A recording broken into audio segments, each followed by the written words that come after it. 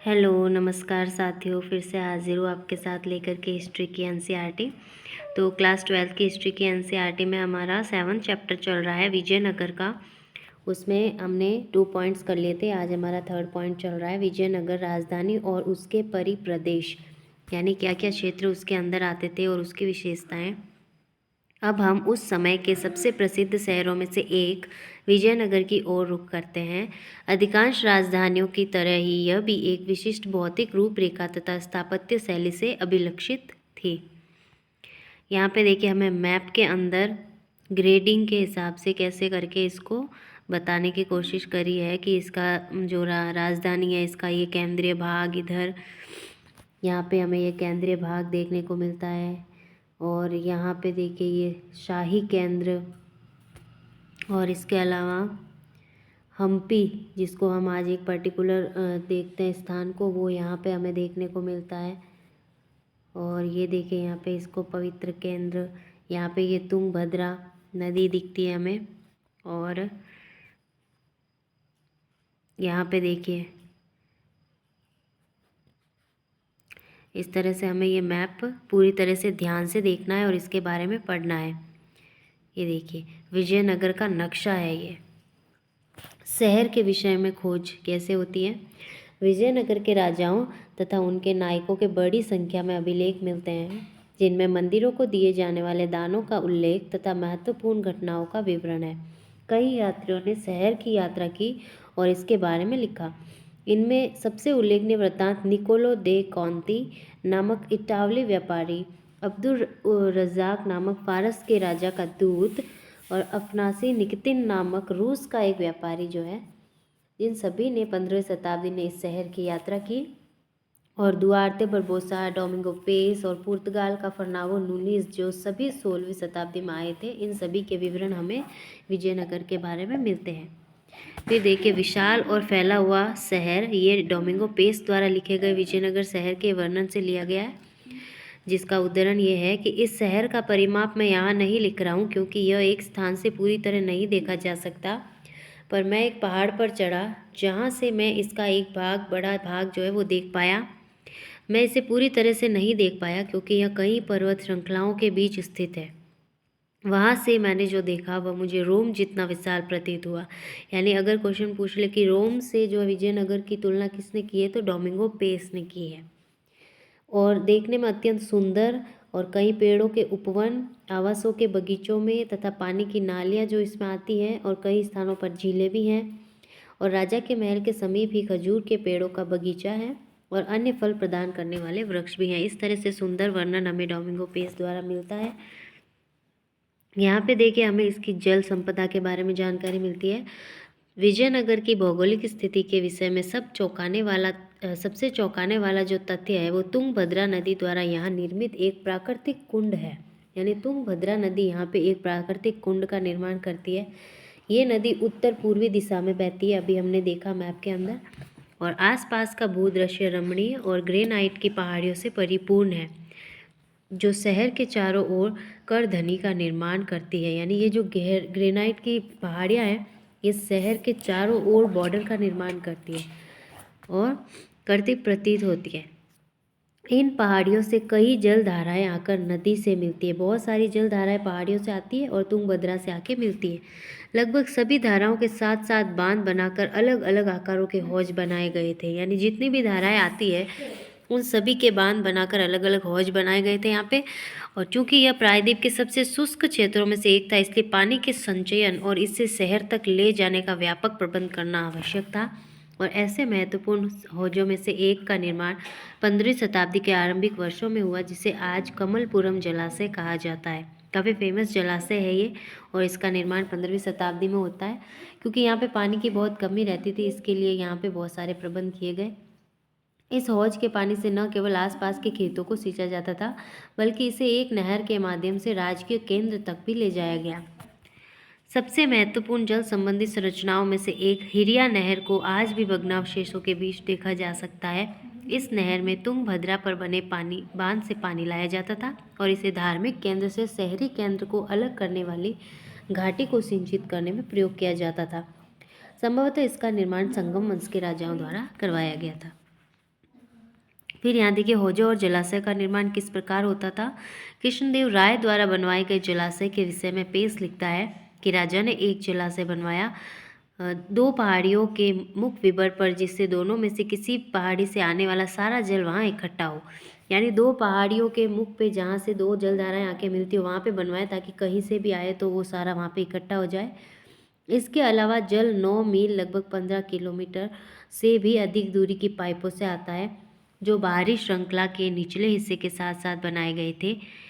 यह जल एक झील से लाया जाता है, जो छलका से खुद एक छोटी नदी में मिलती है। जलाशय में 3 विशाल स्तंभ भी बने हैं, जिन पर खूबसूरती से चित्र उकेरे गए हैं। ये ऊपरी भाग में कुछ पाइपों से जुड़े हुए हैं, जिनसे ये अपने बगीचों तथा धान के खेतों की सिंचाई के पानी लाते हैं। इस जलाशय को बनाने के लिए राजा ने एक पूरी पहाड़ी को तुड़वा दिया। जलाशय में मैंने इतने लोगों को कार्य करते देखा कि 15 से 20 हजार आदमी चींटियों की तरह। यहाँ पे ये जो डोमिंगो पेस है वही दोबारा कृष्णदेव राय के बारे में यहाँ पे बताता है कि उन्होंने एक इस तरह से जलाशय बनवाया और कितना श्रम यहाँ पे लगता है कि 15 से 20 हजार आदमी यहाँ पे चींटियों की तरह काम करते थे पूरी पहाड़ी को तोड़कर, और किस तरह से जलाशय बनवाया गया। राजकीय केंद्र की ओर जाती एक कृत्रिम जल प्रणाली। ये जो नालियाँ कृत्रिम बनाई गई थी, ये जलाशयों से पानी केंद्रों तक ले जाती थी, जहाँ पे पीने के लिए और सिंचाई के लिए इनकी ज़रूरत होती थी। फिर देखते हैं नेक्स्ट, किले, बंदियाँ और सड़कें। इससे पहले कि हम शहर के विभिन्न भागों का गहन परीक्षण करें, हम उन विशाल किलेबंदी की दीवारों पर नज़र डालते हैं जिनसे उन्हें घेरा गया था। 15वीं शताब्दी में फारस के शासक द्वारा कालीकट, जिसे आज हम कोझिकोड नाम से जानते हैं, वहाँ पे भेजा गया दूत अब्दुल रज़ाक। ये अब्दुल रज़ाक जो है ये फारस का जो शासक है उसका दूत था, और ये कोझिकोड आया था केरल के कालीकट पे। यह किलेबंदी से बहुत प्रभावित हुआ और उसने दुर्गों की 7 पंक्तियों का उल्लेख किया है। इनसे न केवल शहर को बल्कि कृषि में प्रयुक्त आसपास के क्षेत्र और जंगलों को भी घेरा गया था, और सबसे बाहरी दीवार शहर के चारों ओर बनी पहाड़ियों को भी आपस में जोड़ती थी। यह विशाल राजगिरी संरचना थोड़ी सी सुंडाकार थी। गारे या जोड़ने के लिए किसी भी वस्तु का निर्माण में प्रयोग कहीं भी नहीं किया गया। पत्थर के टुकड़े हैं जो वो फानाकार थे, जिसके कारण वे अपने स्थान पर टिके रहते थे। यानी फानाकार यानी फन की तरह आकार के बना के एक दूसरे में फंसा के इस तरह से बनाए गए थे। दीवारों के अंदर का भाग मिट्टी और मलबे के मिश्रण से बना हुआ था। यानी दीवार के अंदर का जो भाग है वो मिट्टी और मलबे से भरा था, और बाहर की तरफ पत्थर लगाए थे। वर्गाकार और आयताकार बुर्ज बाहर की ओर निकले हुए थे। बुर्ज भी बनाए थे दीवारों में। और इस किलेबंदी की सबसे महत्वपूर्ण बात यह थी कि इससे खेतों को भी घेरा गया था। यानी सिर्फ किले और दुर्गों को ही नहीं, आवासों को ही नहीं, खेतों को भी इसके साथ घेरा गया। और अब्दुल रज़ाक लिखता है कि पहली, दूसरी और तीसरी दीवारों के बीच जुते हुए खेत, बगीचे और आवास है। और पेस कहता है कि इस पहली परिधि से शहर में प्रवेश करने तक की दूसरी जो दूरी है, दूसरी तक की शहर में, वो बहुत दूर है, जिसमें खेत है जहाँ वे धान उगाते हैं, कई सारे उद्यान हैं, और बहुत सारा जल है जो 2 झीलों से लाया जाता है। इन कथनों की आज के पुरातत्वविदों द्वारा पुष्टि भी की गई है, जिन्होंने धार्मिक केंद्र तथा नगरीय केंद्र के बीच एक कृषि क्षेत्र के साक्ष्य खोज निकाले हैं। यह क्षेत्र एक व्यापक नहर प्रणाली के माध्यम से सींचा जाता था, जिसमें तुंगभद्रा से जल लाया जाता था। यानी इतने विकट भौगोलिक क्षेत्र में भी किस तरह से राजाओं ने जो है मेहनत करके वहाँ पे जीवन के आसार खोज निकाले। फिर भी वो जो है विजयनगर, इसको लूट के पूरी तरह से नष्ट कर दिया गया। आपके विचार में कृषि क्षेत्रों को किलेबंद भूभाग में क्यों समाहित किया जाता था? अक्सर मध्यकालीन घेरेबंदियों का मुख्य उद्देश्य प्रतिपक्ष को खाद्य सामग्री से वंचित कर समर्पण के लिए बाध्य करना होता था। ये घेरेबंदियां कई महीनों और यहाँ तक कि कई वर्षों तक भी चल सकती थी। आमतौर पर शासक ऐसी परिस्थितियों से निपटने के लिए किलेबंद क्षेत्रों के भीतर ही विशाल अनागारों का निर्माण करवाते थे। विजयनगर के शासकों ने पूरे कृषि भूभाग को बचाने के लिए एक अधिक महंगी तथा व्यापक नीति को अपनाया। दूसरी किलेबंदी नगरीय केंद्र के आंतरिक भाग के चारों ओर बनी हुई थी, और तीसरी से शासकीय केंद्र को घेरा गया था। यानी एक जो किलेबंदी है वो शहर के पूरे भूभाग को घेरती है, और दूसरी नगर के आंतरिक भागों को, और तीसरी जो है वो केवल शासकीय केंद्र को घेरती है, जिसमें महत्वपूर्ण इमारतों के प्रत्येक समूह को अपनी ऊंची दीवारों से घेरा गया था। दुर्ग में प्रवेश के लिए अच्छी तरह सुरक्षित प्रवेश द्वार थे जो शहर को मुख्य सड़कों से जोड़ते थे। यानी दुर्ग के अंदर जो प्रवेश द्वार है वो मुख्य सड़कों से जुड़े हुए थे, और प्रवेश द्वार विशिष्ट स्थापत्य के नमूने थे जो अक्सर उन संरचनाओं को परिभाषित करते थे जिनमें प्रवेश को वे नियंत्रित करते थे। किलेबंदी बस्ती में जाने के लिए बने प्रवेश द्वार पर बनी मेहराब और साथ ही द्वार के ऊपर बनी गुंबद, जिसको हम चित्र 7.6 में देखेंगे, तुर्की सुल्तानों द्वारा परिवर्तित स्थापत्य के चारित्रिक तत्व माने जाते हैं। कला इतिहासकार इस शैली को इंडो इस्लामिक हिंद इस्लामी कहते हैं। यानी हिंदू और मुसलमान की जो मिली जुली प्रणाली होती है, शैली होती है, उसको इंडो इस्लामिक कहते हैं, क्योंकि इसका विकास विभिन्न क्षेत्रों की स्थानीय स्थापत्य की परंपराओं के साथ संपर्क से हुआ था। पुरातत्वविदों ने शहर के अंदर की तथा वहां से बाहर जाने वाली सड़कों का अध्ययन किया है। इनकी पहचान प्रवेश द्वारों से होकर जाने वाले रास्तों के अनुरेखण तथा फर्श वाली सड़कों की खोजों से की गई है। सड़कें सामान्यतः पहाड़ी भूभाग से बचकर घाटियों से होकर ही इधर उधर घूमती थी। यानी पहाड़ी भूभाग से सड़कें मुश्किल ही जाती थी, घाटियों से, जो पहाड़ियों के बीच में समतल भाग होता है, उनसे होकर इधर उधर घूमती या जाती थी। सबसे महत्वपूर्ण सड़कों में से कई मंदिर के प्रवेश द्वारों के आगे बढ़ी हुई थी और इसके दोनों ओर बाजार थे। फिर यहाँ पे हम इस चित्र को देखते हैं। ये चित्र 7.7 आ गया। यहाँ पे हमारा 7.6 है, जिसमें देखिए किलेबंद दीवार में एक प्रवेश द्वार बना हुआ है। इस तरह से इस दीवार के अंदर प्रवेश करने पर फिर हमें वो सड़क दिखाई देती है, मुख्य सड़क, जो हमें आगे के रास्ते पे ले जाती है। फिर आगे और हमें नगरीय केंद्र के अंदर और घेराबंदी मिलती है। एक गोपुरम यहाँ पे दिखाया गया है, मंदिर का प्रवेश द्वार जिसे गोपुरम कहते हैं। कितना विशाल और कितना कलाकृति से भरपूर है ये। शहरी केंद्र की ओर जाने वाली सड़कों पर चले तो सामान्य लोगों के आवासों के अपेक्षाकृत कम पुरातात्विक साक्ष्य हैं। पुरातत्वविदों ने कुछ स्थानों, जिनमें शहरी केंद्र का उत्तरी पूर्वी कोना भी शामिल है, उसमें परिष्कृत चीनी मिट्टी पाई है, और उनका यह सुझाव है कि हो सकता है कि इन स्थानों में अमीर व्यापारी रहते हों और यह मुस्लिम रिहायशी मोहल्ला भी था। तो यहाँ स्थित मकबरों और मस्जिदों के विशिष्ट कार्य हैं, फिर भी उनका स्थापत्य हम्पी में मिले मंदिरों के मंडपों के स्थापत्य से मिलता जुलता है। सामान्य लोगों के आवासों, जो अब अस्तित्व में नहीं है, उनका 16वीं शताब्दी का पुर्तगाली यात्री बरबोसा कुछ इस प्रकार वर्णन करता है कि लोगों के अन्य आवास छप्पर के हैं, फिर भी सुदृढ़ हैं और व्यवसाय के आधार पर कई खुले स्थानों वाली लंबी गलियों में व्यवस्थित है। क्षेत्र सर्वेक्षण इंगित करते हैं कि इस पूरे क्षेत्र में बहुत से पूजा स्थल और छोटे मंदिर थे, जो विविध प्रकार के संप्रदायों, जो संभवतः विभिन्न समुदायों द्वारा संरक्षित थे, उनके प्रचलन की ओर संकेत करते हैं। यानी जो छोटे छोटे मंदिर हैं वो विभिन्न प्रकार के संप्रदायों और समुदायों की ओर संकेत करते हैं। और सर्वेक्षणों से यह भी इंगित होता है कि कुएं बरसात के पानी वाले जलाशय और साथ ही मंदिरों के जलाशय संभवतः नगर निवासियों के लिए पानी के स्रोत का कार्य करते थे। यानी जितने भी जलाशय हैं वो नगरवासियों के लिए पानी के स्रोत का कार्य करते थे। मंदिर के या जो भी जलाशय हैं कॉमन, यहाँ पे चीनी मिट्टी के बर्तनों के जो टुकड़े मिले हैं ये बताते हैं कि यहाँ पे काफ़ी समृद्ध लोग रहते थे। और उत्खननित पटरी का एक भाग यहाँ पे हमें दिखाया गया है, कुछ क्लियर तो ये नहीं दिख रहा है। फिर देखते हैं यहाँ पे विजयनगर में एक मस्जिद बनी हुई मिलती है।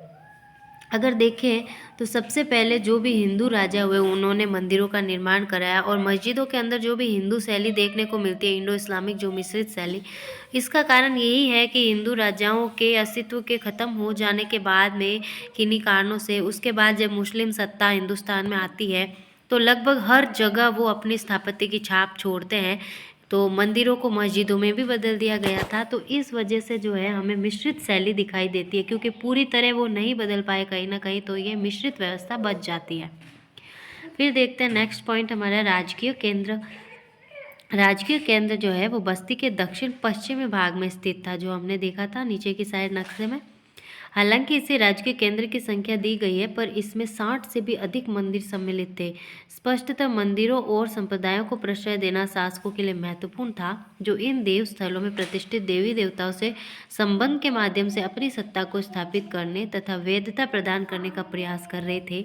यानी जो शासक वर्ग है, ये अपने आप को देवी देवताओं से अपनी सत्ता को जोड़ने का प्रयास करते थे। लगभग 30 संरचनाओं की पहल महलों के रूप में की गई है। पहचान जो है, 30 संरचनाएं कम से कम यहाँ पे महलों के रूप में मिलती है, और 60 से भी अधिक हमें यहाँ पे मंदिर मिलते हैं, किसमें? राजकीय केंद्र के अंदर। ये अपेक्षाकृत बड़ी संरचना है जो अनुष्ठानिक कार्यों से संबद्ध नहीं होती है। यहाँ पे हमने ये सब कुछ देख लिया था। फिर नेक्स्ट देखते हैं हम, इन संरचनाओं तथा मंदिरों के बीच एक अंतर यह था कि मंदिर पूरी तरह से राजगिरी से निर्मित थे, जबकि धर्मेतर भवनों की अधिरचना विकारी वस्तुओं से बनाई गई थी।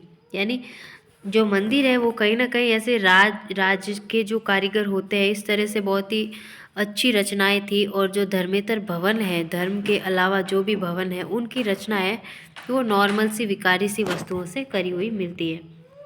यहाँ पे विजय का एक भवन, जिसे महानवमी डिब्बा नाम दिया जाता है, उसके बारे में पढ़ते हैं हम कि महानवमी डिब्बा इस क्षेत्र की कुछ अधिक विशिष्ट संरचनाओं का नामकरण भवनों के आकार और उसके साथ ही उनके कार्यों के आधार पर कर दिया गया। यानी नाम हमें उनके पता है, यानी हमने ही उनका नामकरण किया है कहीं ना कहीं। राजा का भवन नामक संरचना अंत क्षेत्र में सबसे विशाल है, यानी जो सबसे विशाल मिली उसको हमने राजा का भवन नाम दे दिया, परंतु इसके राजकीय आवास होने का कोई निश्चित साक्ष्य तो नहीं मिला है। इसके दो सबसे प्रभावशाली मंच है, जिनमें सामान्यतः सभा मंडप और महानवमी डिब्बा कहा जाता है। यानी जो दो महान संरचनाएं उस संरचना के अंदर मिलती है राजकीय आवास में, उसमें एक को सभा मंडप कहा गया और एक को महानवमी डिब्बा कहा गया। पूरा क्षेत्र ऊंची दोहरी दीवारों से घिरा है और इनके बीच में एक गली है। सभा मंडप एक ऊंचा मंच है जिसमें पास पास तथा निश्चित दूरी पर लकड़ी के स्तंभों के लिए छेद बने हुए हैं। इसमें दूसरी मंजिल जो इन स्तंभों पर टिकी थी, इस तक जाने के लिए सीढ़ी भी बनी हुई थी। स्तंभों के एक दूसरे से बहुत पास पास होने से बहुत कम खुला स्थान बचता होगा, और इसलिए यह स्पष्ट नहीं है कि यह मंडप किस प्रयोजन के लिए बनाया गया। यानी ये जो सभा मंडप है, ये एक बहुत ही ऊंचा मंच है, और इसके अंदर जो है लकड़ी के स्तंभों के लिए छेद भी बने हुए हैं, ताकि लकड़ी के स्तंभ डाल के इस पर दूसरी मंजिल डाल सके। और दूसरी मंजिल जो इसकी स्तंभों पे टिकी हुई थी, उस पर जाने के लिए सीढ़ियाँ भी बनी हुई थी। तो स्तंभ जो एक दूसरे से बहुत पास पास भी थे, खुला स्थान भी बहुत ही कम बचा हुआ था बीच में, तो ये स्पष्ट नहीं हो पाया है कि ये मंडप का जो बनाने का प्रयोजन है वो क्या रहा होगा। शहर के सबसे ऊंचे स्थानों में से एक पर स्थित महानवमी डिब्बा, यानी जो सबसे ऊंचे स्थान है उस पर स्थित एक जो संरचना, उसको हमने विशालकाय मंच की तरह ये बना हुआ है। ये देखिए यहाँ पे पिक्चर भी दिया हुआ है इस तरह से, ये देखिए पिरामिड के आकार का।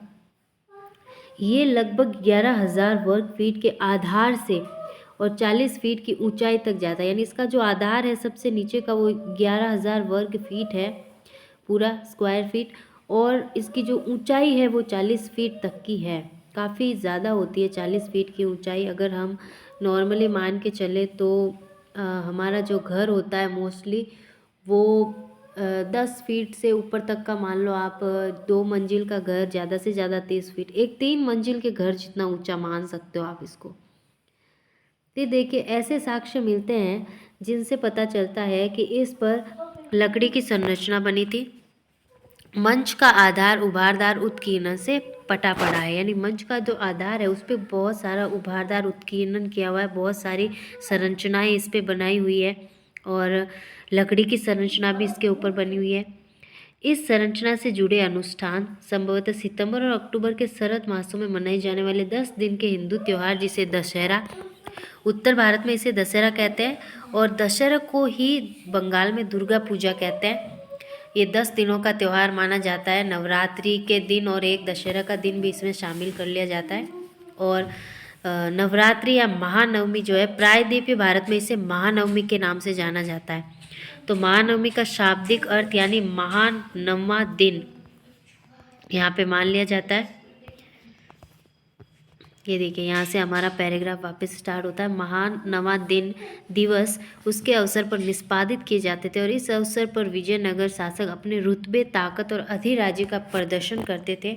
और इस अवसर पर होने वाले धर्म अनुष्ठानों में मूर्ति की पूजा, राज्य के अश्व की पूजा तथा भैंसों और अन्य जानवरों की बलि भी सम्मिलित थे। नृत्य, कुश्ती, प्रतिस्पर्धा और साज लगे घोड़ों, हाथियों तथा रथों और सैनिकों की शोभा यात्रा और साथ ही प्रमुख नायकों और अधीनस्थ राजाओं द्वारा राजा और उसके अतिथियों को दी जाने वाले औपचारिक भेंट इस अवसर के मुख्य आकर्षण थे। इन उत्सवों के गहन सांकेतिक अर्थ थे। त्योहार के अंतिम दिन राजा अपनी तथा अपने नायकों की सेना का खुले मैदान में आयोजित भव्य समारोह में निरीक्षण करता था और इस अवसर पर नायक राजा के लिए बड़ी मात्रा में भेंट और साथ ही नियत कर भी लाते थे। यानी जितने भी उनके जो अमर नायक हमने पढ़े थे वो जगह जगह क्षेत्रों में लगाए हुए थे, वो इसी दिन वर्ष में एक बार उनके लिए भेंट लेके आते थे। क्या महानवमी डिब्बा जो आज अस्तित्व में है वह इस विस्तृत अनुष्ठान का केंद्र था? विद्वानों का मानना है कि संरचना के चारों ओर का स्थान सशस्त्र आदमियों, औरतों तथा बड़ी संख्या में जानवरों की शोभा यात्रा के लिए पर्याप्त नहीं था। राज्य के केंद्र में स्थित कई और संरचनाओं की तरह यह भी एक पहेली ही बना हुआ है, यानी अभी तक स्पष्ट नहीं हुआ है कि ये है क्या चीज़। यहाँ पे हमें एक कमल महल का खड़ा रेखा चित्र देखने को मिलता है। किसी वस्तु या संरचना का ऊर्ध्व अवलोकन होता है तब यह हमें उन अभिलक्षणों के विषय में जानकारी देता है जो एक छाया चित्र में नहीं देखे जा सकते। मेहराबों को ध्यान से देखिए, यहाँ पे हमें इंडो इस्लामिक तकनीकी जो देखने को मिलती है। ये देखिए, ये जो इनके मेहराब है, मेहराब ये होते हैं, ये जो नीचे वाली संरचना होती है ना ऐसी, ये होते हैं मेहराब। और इनमें हमें कहीं ना कहीं इंडो इस्लामिक शैली देखने को मिलती है। ये ऊपर भी दिए गए हैं। ये हमें रेखा चित्र में ज़्यादा स्पष्ट समझ में आते हैं, ये कहना चाहते हैं, क्योंकि ये जो है हमें छाया चित्र यानी जो एक्चुअल पिक्चर है उसमें इतने साफ नहीं दिखते हैं। और कमल महल की एक मेहराब का सूक्ष्म चित्रण, मेहराब जो हमने देखी उसका जो सूक्ष्म चित्रण है वो हमें यहाँ पे देखने को मिलता है कि इसके अंदर किस तरह से कारीगरी इस तरह से उकेरी गई है। और ये है किसका रेखा चित्र? ये है इस कमल महल का। ये देखिए, महानवमी डिब्बा पर जो उत्कीर्ण की गई है ना सबसे नीचे आधार पे, वो ये संरचनाएं हैं। और ये हमारा महानवमी डिब्बा है। और कमल महल भी हमें यहाँ पे देखने को मिलता है। कहाँ गया हमारा कमल महल? ये रहा। ये देखिए, कमल महल का ये छाया चित्र है। इसमें हमें इतने ढंग से वो मेहराब वगैरह नज़र नहीं आते जितने रेखा चित्र में आते हैं। ये हमें इंडो इस्लामिक शैली का देखने को मिलता है। फिर देखते हैं हमारा नेक्स्ट 4.2 पॉइंट, राज्य के केंद्र में और क्या क्या भवन स्थित है। सबसे सुंदर भवन तो ये लोटस कमल महल है। इसका नामकरण अंग्रेजी यात्रियों ने किया था, क्योंकि इसका आकार ही ऐसा था तो इसके हिसाब से इसका नामकरण कर दिया गया। और ये रोमांचक भी है, लेकिन इतिहासकार इस बारे में निश्चित नहीं है कि यह भवन किस कार्य के लिए बना था, यानी इनमें होता क्या था ये अभी तक हम नहीं समझ पा रहे हैं। एक सुझाव जो मैकेंजी द्वारा बनाए गए मानचित्र से मिलता है वो यह है कि यह परिस्थिति सदन था जहाँ राजा अपने परामर्शदाताओं से मिलता था। हालांकि अधिकांश मंदिर धार्मिक केंद्र में स्थित थे, लेकिन राज्य के केंद्र में भी बहुत सारे मंदिर थे। तो इनमें से एक अत्यंत दर्शनीय जो हजार राम मंदिर के नाम से प्रसिद्ध है वो हमें यहाँ पे देखने को मिलता है। ये देखिए, थोड़ा आपको छोटा करके दिखाते हैं। 7.16 के अंदर ये हाथियों का अस्तबल, देखिए किस तरह से ये बाड़ा टाइप यहाँ पे हाथी रखे जाते होंगे। ये यहाँ पे इसका रेखा चित्र और ये यहाँ पे इसका नक्शा किस तरह से इसको बनाया गया होगा। यहाँ पे देखिए एक गुंबज, ऊपर तरह तरह के गुंबज और सेंटर में जो बड़ा सा गुंबज हमें देखने को मिलता है। और ये यहाँ पे मेहराब और ये इसका छाया चित्र कमल महल के पास में ये बने हुए हैं। ये देखिए हाथियों का अस्तबल। हजार राम मंदिर की दीवारों पर मूर्तिकला, यानी हजार राम मंदिर जो हमने देखा बहुत ही फेमस राजा के राज्य के केंद्र में, उसके अंदर हमें ये कला देखने को मिलती है। और ये दीवारों की मूर्तिकला है। ऐसा कहा जाता है कि संभवतः इसका प्रयोग केवल राजा और उनके परिवार द्वारा ही किया जाता था। बीच के देवस्थल की मूर्तियां अब नहीं बची है, लेकिन दीवारों पर बनाए गए पटल मूर्तियां अभी तक सुरक्षित है। इनमें से मंदिर की आंतरिक दीवारों पर उत्कीर्णित रामायण से लिए गए कुछ दृश्यांश भी सम्मिलित है। शहर पर आक्रमण के पश्चात विजयनगर की कई संरचना भी नष्ट हो गई, पर नायकों ने महलनुमा संरचनाओं के निर्माण की परंपरा को जारी रखा। यानी जो शासक है वो तो कहीं ना कहीं यहाँ से जो है पतन हो गया उनका, लेकिन जो नायक है या उनके बाद कोई ना कोई शासन करता रहा या जिसके भी अंडर में ये गया, उन्होंने इस परंपरा को जारी रखा। ये मदुरई का एक सभा मंडप, हमें उसका आंतरिक भाग देखने को मिलता है। आंतरिक मेहराब देखिए आप, इसकी कलाकारी किस तरह से, इतना इसको बारीकी से काम, कितना समय और कितना श्रम इसके अंदर लगा होगा। सोचिए आप, अगर आपको एक छोटे से पत्थर पे एक आकृति भी उकेरने बैठे ना तो नहीं हो पाता है, ये बहुत ही मुश्किल काम होता है। फिर देखते हैं हमारा नेक्स्ट पॉइंट, धार्मिक केंद्र जो है इसको हम कल करेंगे नेक्स्ट वीडियो में। आज के लिए बस इतना ही। तो बार बार रिवीजन भी करते रहिए, और अच्छे लगे तो वीडियो को लाइक भी करिए, सब्सक्राइब करिए और करवाइए, आप भी अपने फ्रेंड्स वगैरह को शेयर कीजिए। तो मिलते हैं नेक्स्ट वीडियो में। बहुत बहुत धन्यवाद आपका।